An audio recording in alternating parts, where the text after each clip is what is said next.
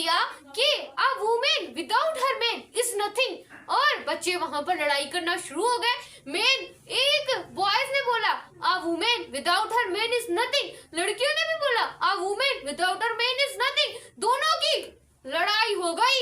सो इसी वजह से तो पंक्चुएशन बनाई गई है ताकि ताकि ताकि हम सबकी लड़ाई ना हो सके। नहीं तो ऐसे होता कि कोई वो सेंटेंस लिख देता, कोई अपना बना लेता, कोई तीसरा बना लेता। इस वजह से पूरी दुनिया में एक ही रूल को चलाने के लिए हमने किसका इस्तेमाल किया? पंक्चुएशन का इस्तेमाल किया। किसका इस्तेमाल किया? अपनी इमोशंस, अपनी फीलिंग्स सबको बताने के लिए हमने किसका यूज किया? पंक्चुएशन का। तो आपका स्वागत है हमारे चैनल जिसका नाम है टीच दुआ। सो आज हम स्टार्ट करने वाले पंक्चुएशन। आपको बोर्ड पर शो हो ही रहा होगा। आज हम दुनिया का इंटरेस्टिंग टॉपिक डिस्कस करने वाले हैं, जैसे कि आपको टेंसेस, पार्ट्स ऑफ स्पीच और आपको एक्टिव पैसिव की वीडियो टीच दुआ पर मिलती होगी, क्योंकि हमने कोरस से स्टार्ट किया था। कोरस का चौथा पार्ट है पंक्चुएशन आप लोगों का। सो वीडियो को फ्रेंड्स में शेयर कीजिएगा और अपना कॉन्सेप्ट क्लियर कीजिएगा। तो पंक्चुएशन देखिए, मुझे कुछ भी भावनाएं होती है, मेरी फीलिंग्स होती है, कोई फीलिंग्स मेरी खुशी वाली भी होती है और कोई फीलिंग्स मेरी क्या होती है, मतलब कि जो मुझे खुशी नहीं होती, मुझे गम होता है। जैसे कि ये वाली फीलिंग होती है, हो तुमने टॉप कर लिया, और एक ये फीलिंग होती है, क्या वो मर गया। तो इस तरह की दो तरह की हमारे पास क्या होती है? फीलिंग्स होती है। तो फीलिंग्स, अपने इमोशंस, इन सबको बताने के लिए हम पंक्चुएशन का इस्तेमाल करते हैं। किसका इस्तेमाल करते हैं बताओ गाइस? पंक्चुएशन का इस्तेमाल करते हैं। देखिए, लिखने में हमें उन सिंबल्स का पता होना चाहिए। बोलने में तो हमारे इमोशंस और कोई समझ ही जाएगा, बस आपको लिखने में आना चाहिए कि लिखने में पंक्चुएशन क्या तो होती है। सो स्टूडेंट, यहाँ पर ही मैंने हलवा समझा दिया आप लोगों को। चले कॉन्सेप्ट को थोड़ा और क्लियर करते हैं। फुल स्टॉप को एग्जाम में, कॉम्पिटिटिव एग्जाम हो, स्कूल एग्जाम हो, एकेडमी एग्जाम हो, फुल स्टॉप को हम पीरियड बी कहते हैं। स्टूडेंट फंसना मत, टीच दुआ के स्टूडेंट हैं आप। अब देखिए, it show that the statement it complete showing. अब ये क्या करता है? शो करता है स्टेटमेंट कि आपके लोगों की स्टेटमेंट कंप्लीट हो चुकी है। आप लोगों के से माय नेम इज दुआ, माय नेम इज टीच दुआ, आप लोगों को पता है ना, माय नेम इज टीच दुआ। अब 2 मिनट आप रुक जाएंगे, या 2 मिनट नहीं 2 सेकंड के लिए, यानी कि वहां पर आपको रुकना होता है। वहां पर it go shopping every day, यानी कि मैं शॉपिंग करने जाती हूँ एवरी डे, मुझे वहां पर रुकना है, क्योंकि वहां पर क्या है? फुल स्टॉप है। आपको रीडिंग आपकी बहुत अच्छी हो जाएगी अगर टीच दुआ की ये चीज आप लोगों ने समझ ली। आपकी रीडिंग अच्छी करवाने के लिए, कॉम्प्रिहेंशन करवाने के लिए मैं इस वीडियो को लेकर आई हूँ।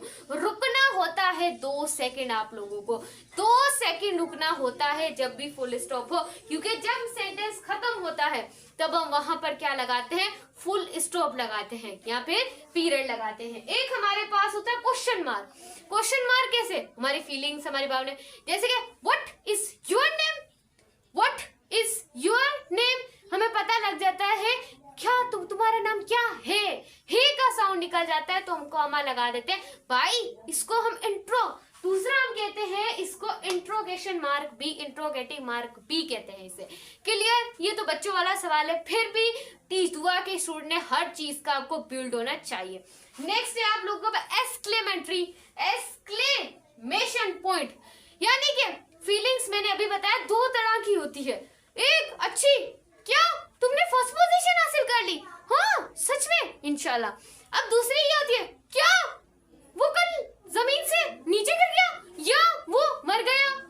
इस तरह की क्या होती हैं? फीलिंग्स होती हैं, अच्छी, बुरी, गंदी, जो भी है।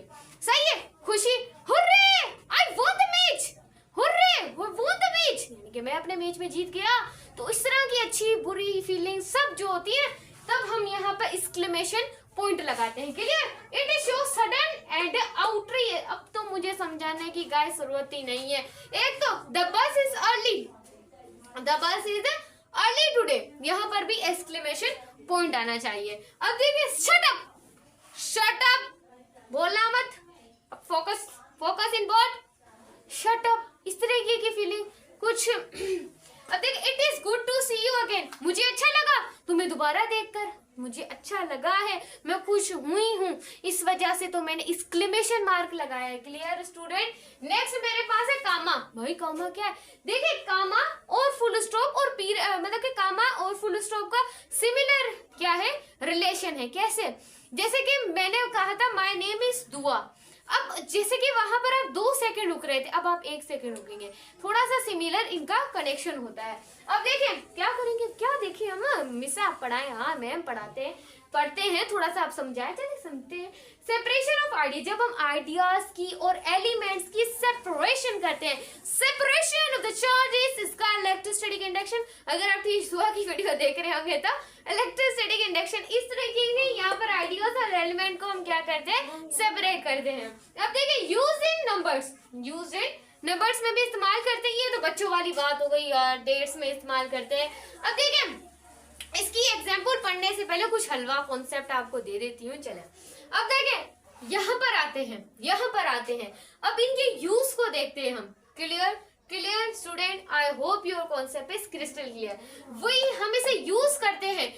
अब कोई भी 2 इंडिपेंडेंट सेंटेंस हो, आपने क्लोजेस पढ़े, क्लोजेस नहीं पढ़े, मैं आप लोगों के लिए बनाऊंगी, समझ ले। यहाँ पर जब सब्जेक्ट और वर्ब मिलकर एक क्या बनाते हैं, क्लोज बनाते हैं। क्लियर, सब्जेक्ट और वर्ब मिलकर एक क्लोज बनाते हैं। क्लोज 2 तरह के होते हैं, एक इंडिपेंडेंट और डिपेंडेंट। इंडिपेंडेंट वो होता है जो पूरी मीनिंग देता है, इंडिपेंडेंट सॉरी, जो डिपेंडेंट होता है वो आपको कंप्लीट मीनिंग नहीं देता। 2 इंडिपेंडेंट क्लोज यानी कि फुल मीनिंग देने वाले दो क्लोज, फुल मीनिंग देने वाले इंडिपेंडेंट, उसके बीच में हमने कोऑर्डिनेटिंग कंजक्शन लगाना है। कोऑर्डिनेटिंग कंजक्शन आप लोगों के कहां पर है, मैंने यहाँ पर लिखे होंगे कोऑर्डिनेटिंग कंजक्शन, बट फॉर और यर सो एंड, यानी कि कोऑर्डिनेटिंग कंजक्शन आपके सेंटेंस को क्या करते हैं गाइस, ज्वाइन करते हैं।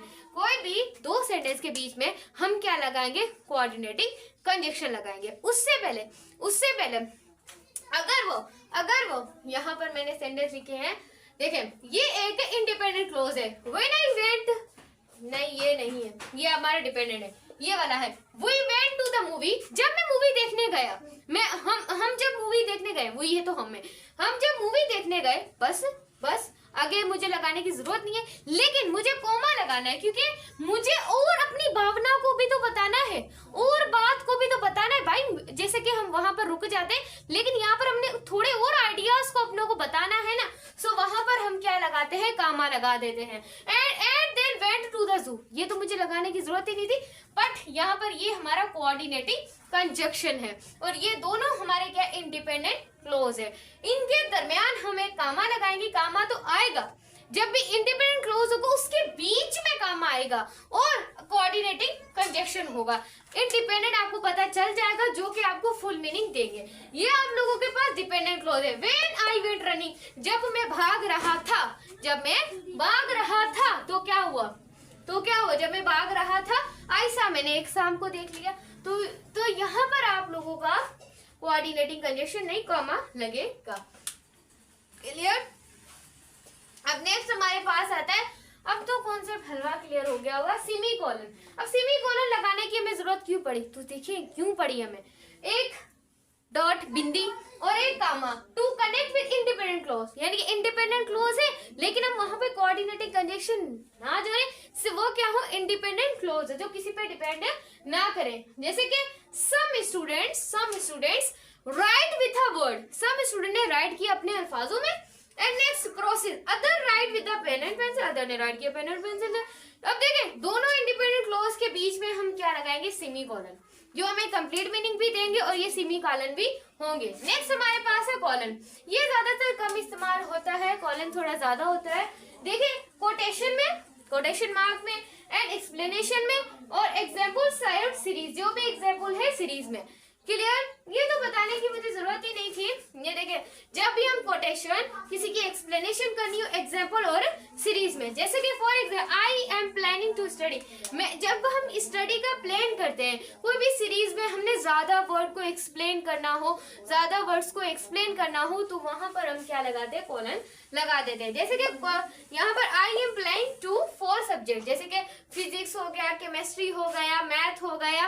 अब देखिए यहाँ पर भी कोऑर्डिनेटिंग कंजक्शन आ गया, यहाँ पर आ सकता है। अब देखिए यहाँ पर हमने एक ऑक्सफोर्ड कोमा लगाया है, ये हमारे पास क्या है, ऑक्सफोर्ड कोमा है। अब यहाँ पर कुछ लोग लड़ भी पड़ते हैं कि ये नहीं आएगा, लेकिन ये यहाँ आएगा, क्योंकि यहाँ पर केमिस्ट्री जैसे कि फिजिक्स, यहाँ पर मैथ में भी तो लगना चाहिए ना, सो ये आप लोगों का है। क्लियर। अब नेक्स्ट आई अब देखिए नीचे आते हैं। हाँ, to connect independent clause and coordinating conjunction, ये तो हो गया, सही है, क्लियर। अब आते हैं डेश। अब डेश एंड हाइफन क्या होता है? देखिए जो डेश होता है ना वो आपको कुछ इस तरीके से बड़ा होता है और हाइफन थोड़ा सा छोटा होता है। अब जो डेश अगर जितना बड़ा एम होगा इतना एम है और इतना क्या है, तो उनके साइज का हम क्या लगाएंगे? डेश या फिर हाइफन लगाएंगे। ये क्या करता है? सेपरेट करता है वर्ड को इनटू स्टेटमेंट में। जैसे कि डेश, जैसे कि कोई तारीख डेट बतानी हो तो हम वहां पर किसका इस्तेमाल करते हैं? डेश का इस्तेमाल करते हैं। और अगर हमें हाइफन की बात की जाए, हाइफन में हम देखें स्टूडेंट यहाँ पर ही लिखा हुआ है, जिसमें हम ज्वाइन करते हैं दो या दो से ज्यादा वर्ड्स हो इन अ कंपाउंड टर्म, दो या दो से ज्यादा वर्ड्स को आपस में कंबाइन करना होता है। कैसे? जैसे कि mother in law, daughter in law, इस तरीके के, यानी कि जब हमने कोई भी दो मोर सेंटेंस को आपस में कंबाइन करना हो। जैसे कि बुक लविंग, बुक को प्यार करने वाला। अब देखें वेल नो, उसको जानने वाला। तो ये देखें ये दो को क्या कर रहा है? कंबाइन कर रहा है, दो या दो से ज्यादा को। Clear student, your concept is crystal clear होना चाहिए, क्योंकि आपको इतनी अच्छी ऑनलाइन क्लासेस मिल रही हैं, तो ज्वाइन भी आपको जो ज्वाइन करे हैं उनकी तो किस्मत अच्छी होने वाली है। कोटेशन मार्क, रिपीटेड वर्ड, यानी कि किसी की कही हुई बात को दोबारा रिपीट करना। जैसे कि हजरत अली ने ये फरमाया, हमारे प्यारे रसूल सल्लल्लाहु अलैहि वसल्लम ने ये फरमाया था कि औरतों का ख्याल रखा करो, औरतों के साथ जुल्म मत किया करो। आई थिंक आप इस्लामियात के लेसन में तो पढ़ते होंगे। अब देखिए किसी की कही हुई बात को दोबारा रिपीट करना, तो हम उसे क्या बोलते हैं? वहां पर हम कोटेशन मार्क लगाते हैं। जैसे कि स्टडी मतलब टीच दुआ, स्टडी मतलब टीच दुआ। अब टीच दुआ, स्टडी मतलब टीच दुआ, तो यहाँ पर ये तो लग गया। अब मैं यहाँ पर इस तरह यहाँ पर सवाल लगा देती हूँ, क्योंकि मेरे सेंटेंस खत्म होने के बाद मैं क्वेश्चन मार्क लगा रही हूँ। स्टडी मतलब कि टीच दुआ है, तो यहाँ पर हम क्वेश्चन मार्क और यहाँ पर हम क्या लगा देंगे? Quotation mark. ये आपका कोटेशन मार्क होता है। क्लियर? अब देखिए अगर मुझे इससे पहले भी किसी से सवाल करना है, यानी कि यहाँ पर और सेंटेंस कोई लग जाए और सेंटेंस की पूरी मीनिंग ही ये दे, ये सेंटेंस दे, तो हमारा ये यहाँ पर सवाल नहीं लगेगा, इसके बाहर लगेगा। ये चीज आप लोगों ने अपने दिमाग के अंदर क्या कर लेनी है? फिट कर लेनी है। यहाँ पर नेक्स्ट आप लोग देखें एपोस्ट्रोफी। अब एपोस्ट्रोफी का मतलब है वर्ड को शॉर्ट करना। जैसे कि इज नॉट, जैसे कि इजंट, इजंट हो गया, जैसे कि कांट हो गया, जैसे कि कांट हो गया, जैसे कि डू नॉट हो गया। जो भी आप लगाते हैं यहाँ पर ये आप लोगों के आई थिंक मैंने कहीं पर लिखी हुई है, वैसे आप यहाँ पर ही देख सकते हैं आई एम, जैसे कि आई एम हो गया। क्लियर? तो यहाँ पर जब भी आपको वर्ड को शॉर्ट करके लिखना हो सो हम वहां पर एपोस्ट्रोफी लगाते हैं। अब ये नहीं कि हर वर्ड को ही आप शॉर्ट करके लिखते हैं, जिसमें आप लोगों को लगे कि वहां पर लगानी है वहां पर आप इसका क्या कर सकते हैं? इस्तेमाल कर सकते हैं। कैसी लगी वीडियो? वीडियो अच्छी लगी वीडियो को लाइक कीजिएगा, चैनल को सब्सक्राइब कीजिएगा, टीच दुआ को ज्यादा से ज्यादा सपोर्ट कीजिएगा, अपने फ्रेंड्स में वीडियो को शेयर कीजिएगा ताकि वो उससे इससे क्या कर सके? हेल्प हासिल करे। मिलते हैं ऐसी ही फंटास्टिक वीडियो के साथ, तब तक के लिए अल्लाह हाफिज़।